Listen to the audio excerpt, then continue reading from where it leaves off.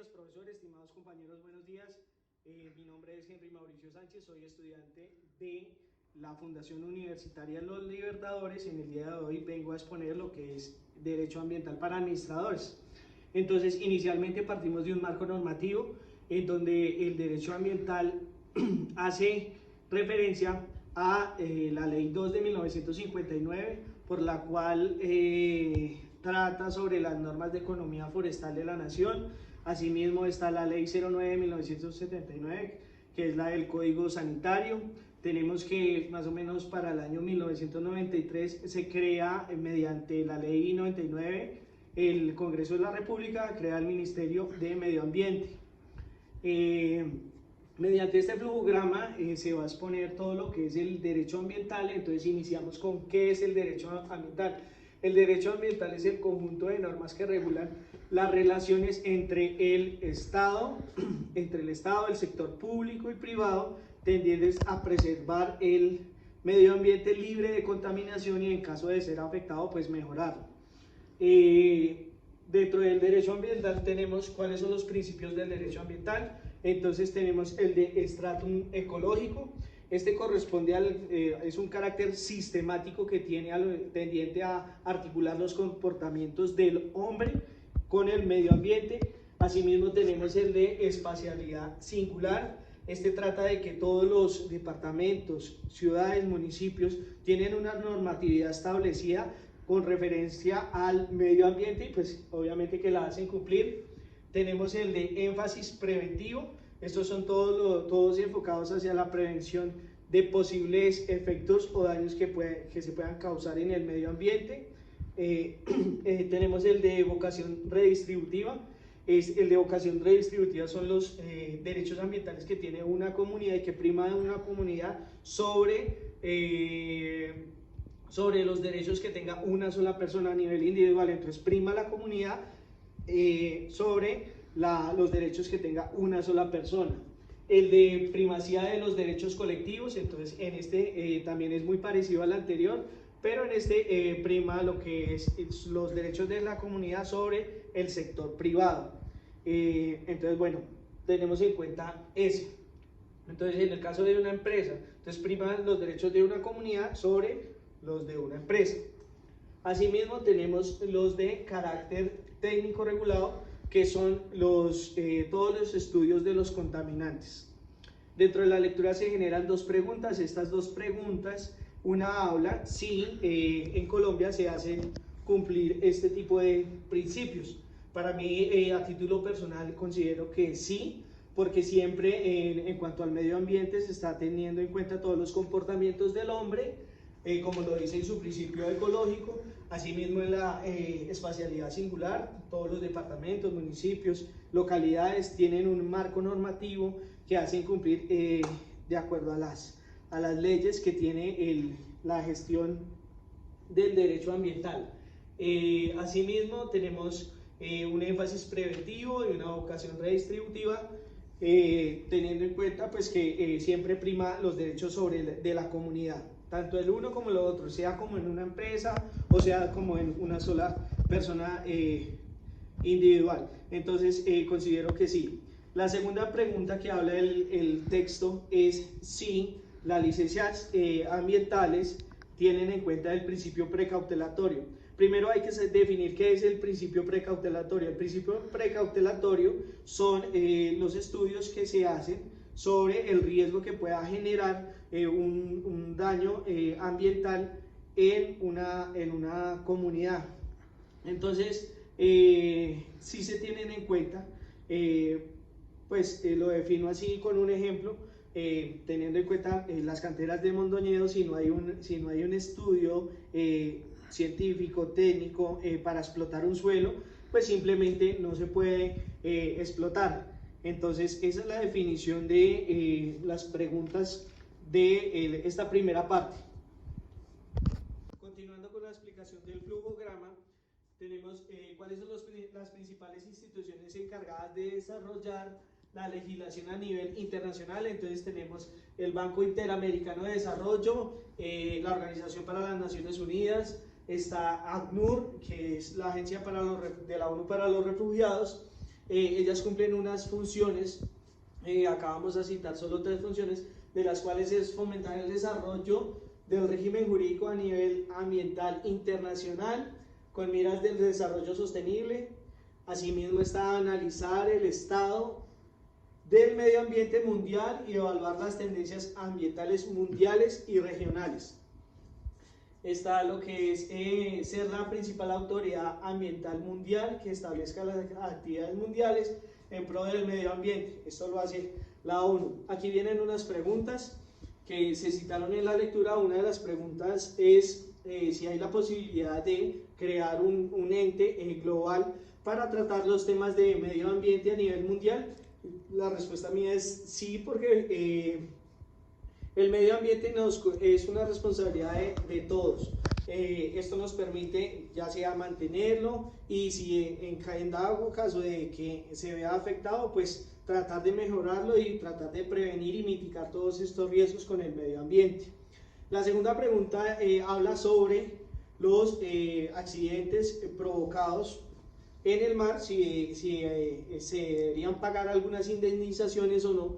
La respuesta es más que un accidente, es un tema de responsabilidad. Si una empresa civil o una empresa privada tiene una situación especial en el mar, ella es la que debe asumir todo el proceso de la emergencia, va a atender la emergencia en el mar para pues así tratar de enmendar el daño que se ha hecho.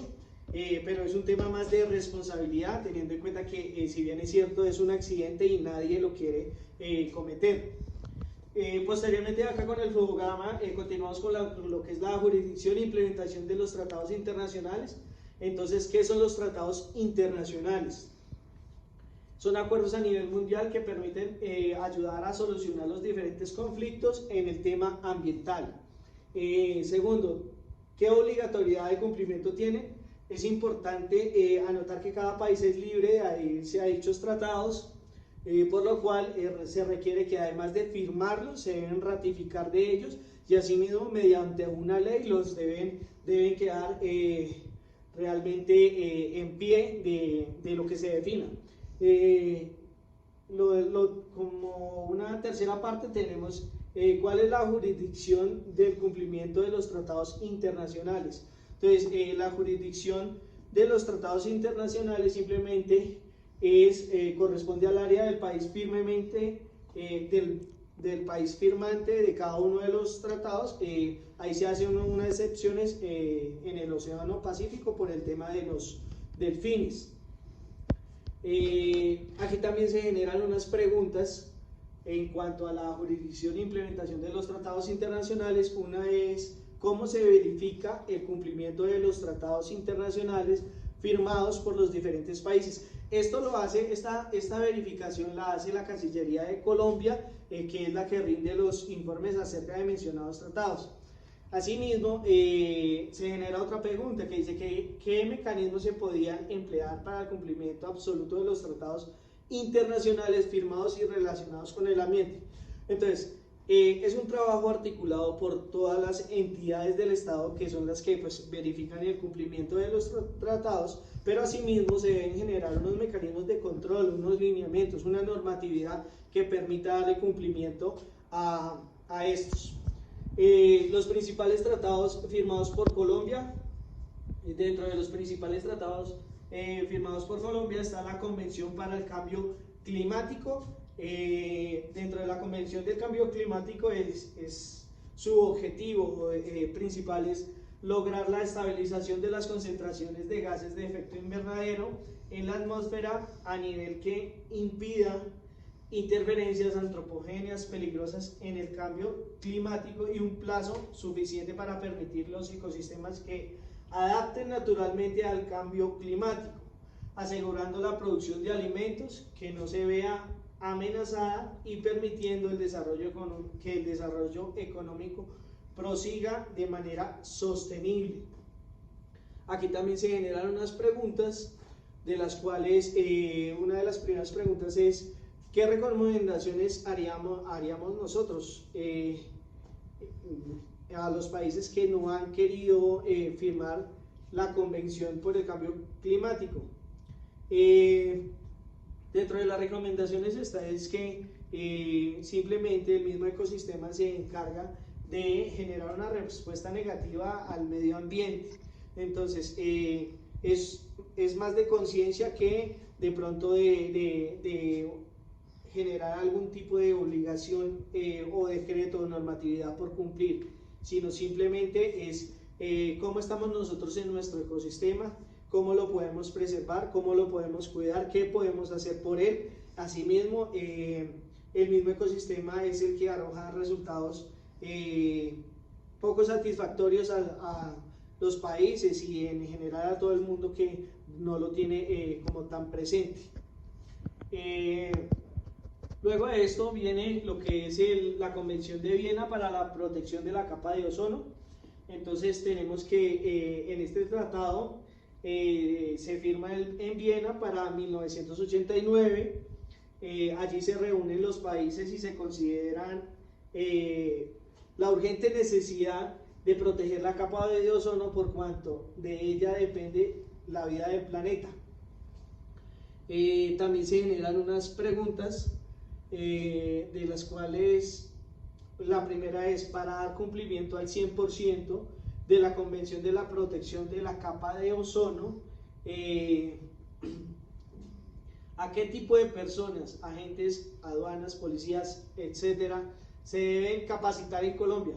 Entonces, realmente la respuesta a esto es la capacitación es para todos, porque para todos el medio ambiente es necesario y pues es responsabilidad de todos cuidarlo, mantenerlo y mejorarlo. La segunda pregunta trata sobre qué acciones falta desarrollar en Colombia para dar un total cumplimiento a esta convención. Las acciones que faltan en Colombia son establecer límites de trabajo manufacturero a las industrias para la conservación del medio ambiente. Luego viene lo que es la Convención de Basilea, residuos peligrosos.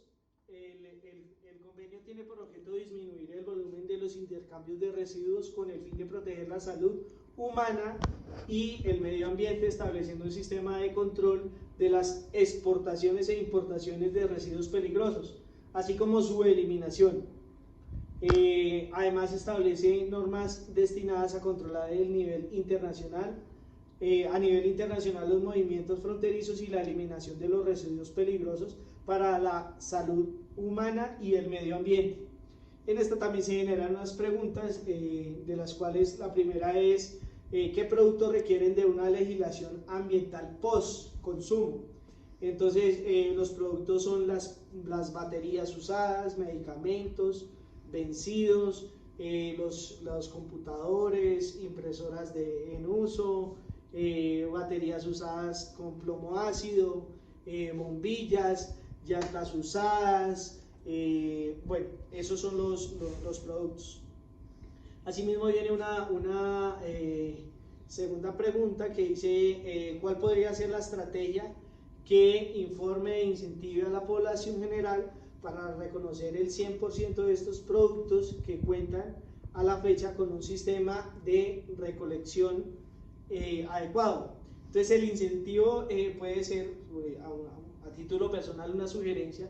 El incentivo puede ser monetario, creando centros de acopio municipales, locales, y asimismo pues tratar de que estos